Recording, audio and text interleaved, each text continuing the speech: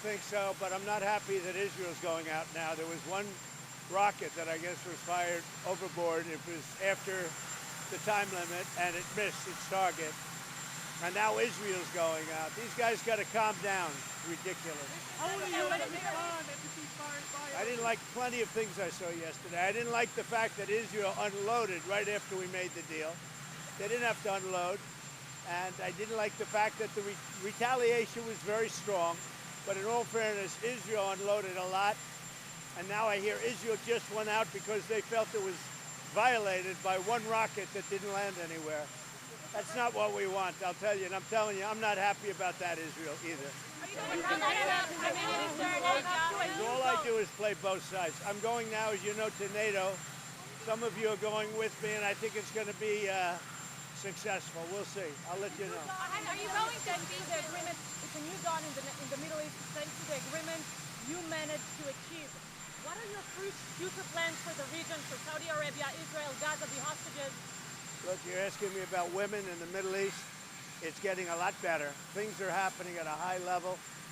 As you know, Saudi Arabia's done a really good job. It's coming out far faster than I thought.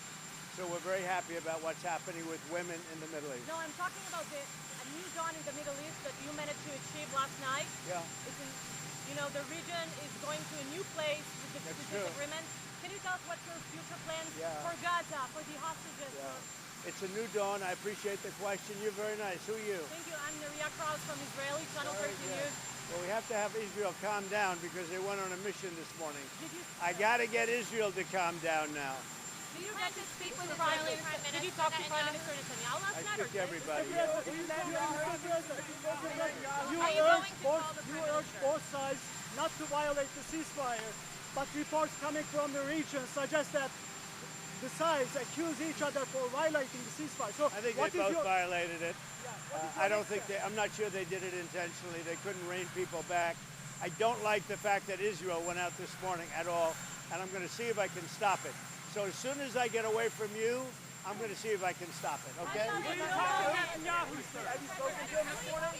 How confident are you that Iran is capable of completely demolished? I think it's been completely demolished. I think the reason we're here is because those pilots, those B-2 pilots, did an unbelievable job. And you know, the fake news, like CNN in particular, they're trying to say, well, I agree that it was destroyed, but maybe not that destroyed.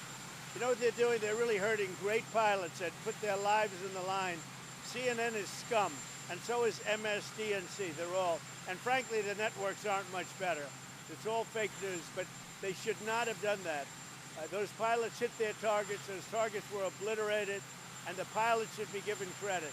They're not after the pilots, they're after me. They want to try and demean. You don't believe that Iran can rebuild its nuclear program? No, Iran will never rebuild its nuclear. From there? Absolutely not.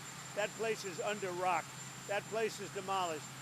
The B-2 pilots did their job. They did it better than anybody could even imagine. They hit late in the evening. It was dark with no moon, and they hit that target with every one of those things, and that place is gone. But when I see CNN all night long, they're trying to say, well, maybe it wasn't really as demolished as we thought. It was demolished. You take a look at the pinpricks, and you see that place is gone. And I will say, I think CNN ought to apologize to the pilots of the B-2s. I think that MSDNC ought to apologize. I think these guys really, these networks and these cable networks are real losers. You really are. You're real losers. Israel says that they violated the ceasefire. You're gutless losers. I say that to CNN because I watch it. I have no choice. I got to watch that garbage. It's all garbage. It's all fake news.